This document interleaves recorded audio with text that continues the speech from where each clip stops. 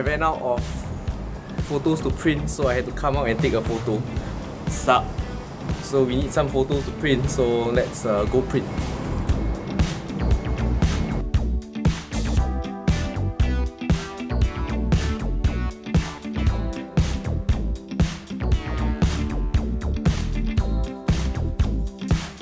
So we're at the highest block. Over here is about 40 stories. So it's quite high, it's a good vantage point for sunset. So let's get some sunset photos and see if we can get something worthy of printing today.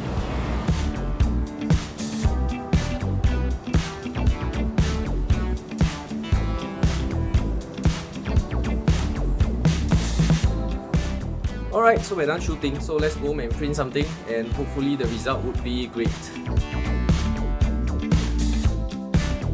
We don't have any frames to frame out our prints, so I have just gone to Ikea now. So we are at Ikea now, and we're just gonna look for some frames and see what's good for my A3 prints, and maybe you print some A4 also. So let's go.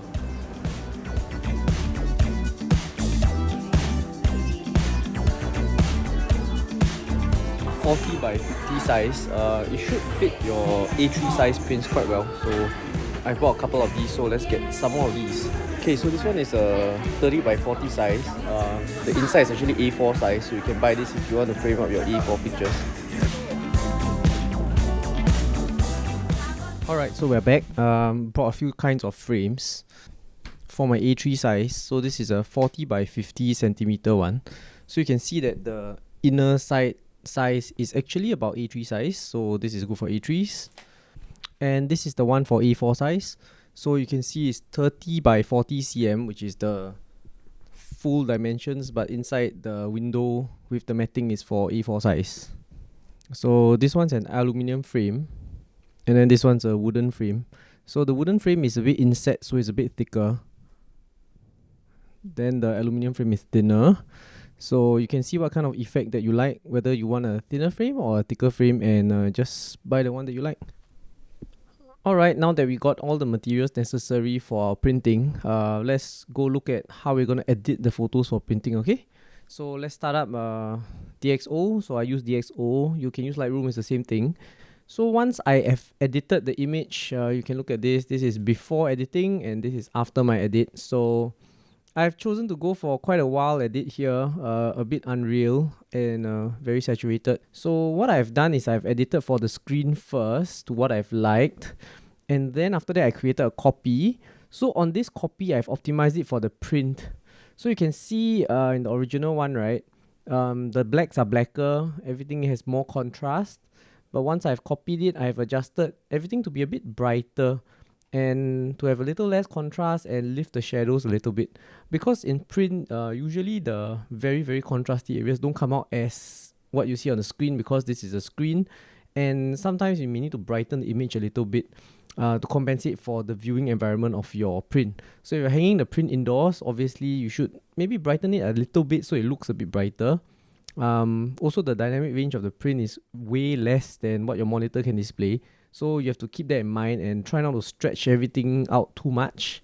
If not, the colors and everything will get sort of broken and you get some bending, or you may get colors that are out of whack. So yeah, just be a bit more conservative when you're doing the print edit. So that's why we will make a virtual copy and then edit based on the original edit. Okay, so as you can see, a lot of things were done to it. So this is kind of a unreal look, but I'm just gonna try and print it. So this one also, I've tried to lighten up everything because it's a night scene, so let's try not to push everything to the shadows. If not, everything will look a bit dark when you display it. Okay, and gradients wise, make sure it's not oversaturated, make sure it blends nicely, or else it may look a bit unnatural. Okay, so one more tip that you can try is to turn on soft proofing. So if I turn on soft proofing, then ICC, I've chosen my paper over here. So let's say I'm using this one. So I can see roughly what the tones and the colors may look like. So you can just use this as a rough gauge. It's definitely not exactly what your printer is going to print out. The printer gamut is not the same as your monitor. So it's okay. So just see what colors have been converted into the printer color space. And just see that it's not too weird, not too saturated, or there's no weird artifacts going on. Okay, so soft proofing is just there to give you an idea. but the print is still the final thing that you should judge. People say you should sharpen your images. I don't really sharpen it that much. I just do a very mild sharpening. I don't give it too much sharpening. The prints tend to look okay, so just try for yourself. If your prints look not sharp enough, you can sharpen a little bit. But then again, if you go too overboard again on the print, it will look quite nasty with a lot of it looks digital. So it looks more natural if it's like a little bit soft. So yeah, we're gonna export and let's get over to the printer and start printing. Alright, so the printer that I have is Epson P700. This is a A3 plus size printer that can print up to 13 inches in width and unlimited length. So you can basically get a roll of paper and print a panorama. But maximum size in width is 13 inches. So the ideal size is basically this, which is A3 plus. So we are using an Ilford Smooth Pearl paper today. So the finish is not super glossy, has a pearl-like texture to it. So it's slightly glossy. Doesn't really reflect light so badly, so in a big print you don't want super glossy, and this is gonna be put up in a frame later, so you'll see the effect. Okay, so why I bought this brand of paper is that they offer ICC profiles for this printer. So the benefit of ICC profiles is that if your monitor and your computer is calibrated, you apply the ICC profile and it should translate more or less into the print. If you don't have the ICC profile, then the colors may be a bit off, and when you edit, it's a little bit more tricky because you got to do a lot of testing. With the ICC profile, it saves a lot of time, and these days the printers are so good that I guess they will match your screen about 90% if you use the correct profile, and I think the results generally are quite good. Alright, so we just started up the printer. Just have to open up all the panels so that I can load the paper in. I like this printer because the design is quite compact. It just folds into a box, so it looks quite good in your office. So let's open the paper up. It says printable side. So these kind of inkjet papers, usually they have one side which is printable and one side that's not. So this one has a label, so it's easy to tell which is printable and which is not. Because this is a coated paper, you can tell the pearl finish is only on one side and the other side looks like normal plain paper. But if you're using the fine art papers that look like matte finish, it's a bit harder to tell. You can feel the tackiness of the paper, or just follow the sign over here that says printable side and just follow that. So ideally you should be handling the paper with cotton gloves, but my hands are clean. So the setting of the paper is very important because the type of paper will determine the print head height, because different papers are of different thicknesses, and the amount of ink that goes onto the paper, because certain papers absorb more ink. Your ICC profiles also are based on the type of paper that you have set here, so they work together. The ICC profile is not just and all. You still have to set the type of paper, and you need to know the ICC profile is for which type of paper. So just check, because the manufacturer that provided you the ICC profile will tell you what setting to use. So for this one, I'm going to use premium semi-gloss. Okay, so let's go back to the computer and then we'll see how to set it up. Alright, so this is the image that we're going to print. So the software I'm going to use is Epson Print Layout.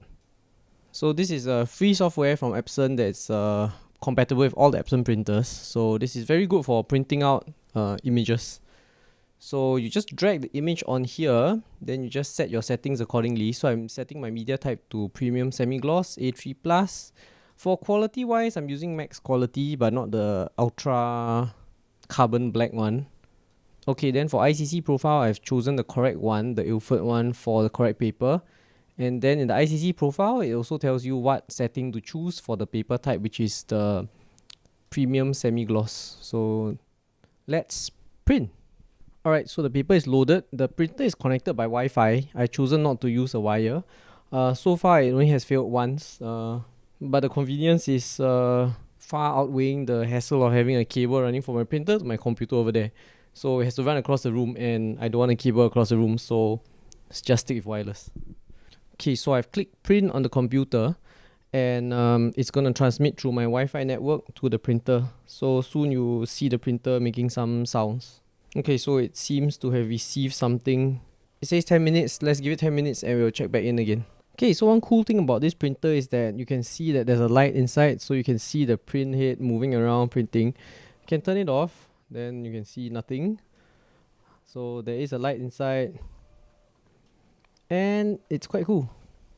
So I guess it gives you some peace of mind that you know something is happening and you didn't print the wrong image, because I guess if you printed the wrong image, you can stop it halfway, and at least you can cut the paper and not waste the whole paper.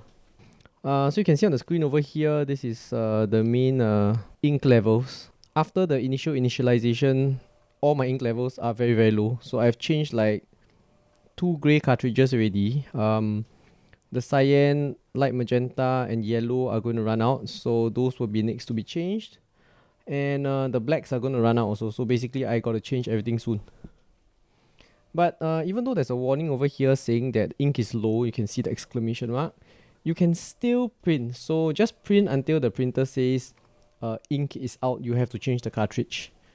If the ink is not sufficient for the print itself, the printer also will warn you, and it will ask you if you want to proceed at your own risk, because it may run out halfway. So at that point in time, then you may want to just change the cartridge if you're going to do a big print. But if you're just printing A4 or A5, I guess you can just wing it and just try. The most, it just stops halfway. You can pop a new cartridge in halfway and it should still continue printing.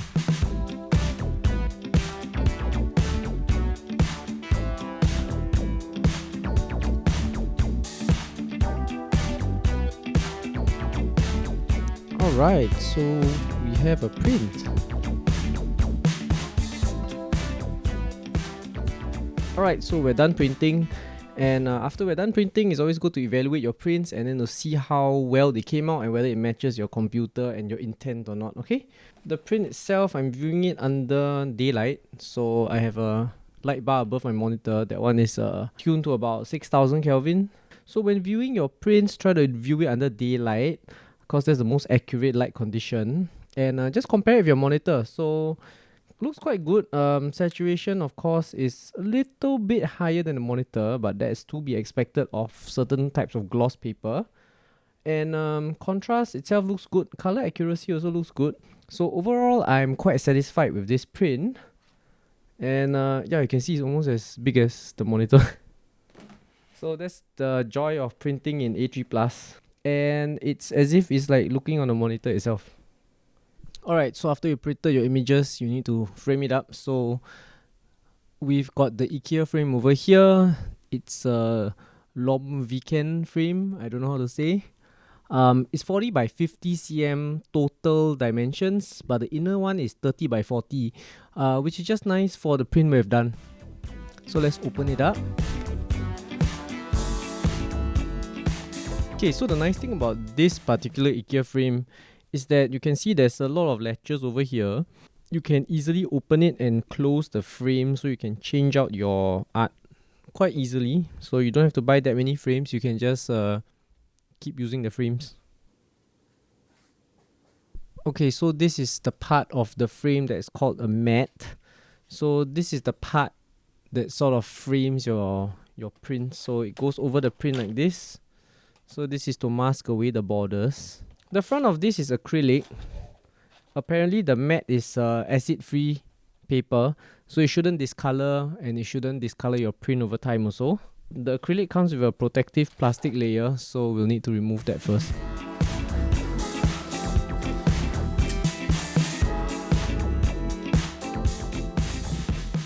Okay, so because my paper is quite big, so I can put the mat in first and just lay the paper on top. If it's a bit smaller and you can't just lay the paper like this and it moves about, you probably got to tape down the print into the mat. For this one, because the paper is of sufficient size, I think we don't have to really do that. The board later on will just hold the print in place.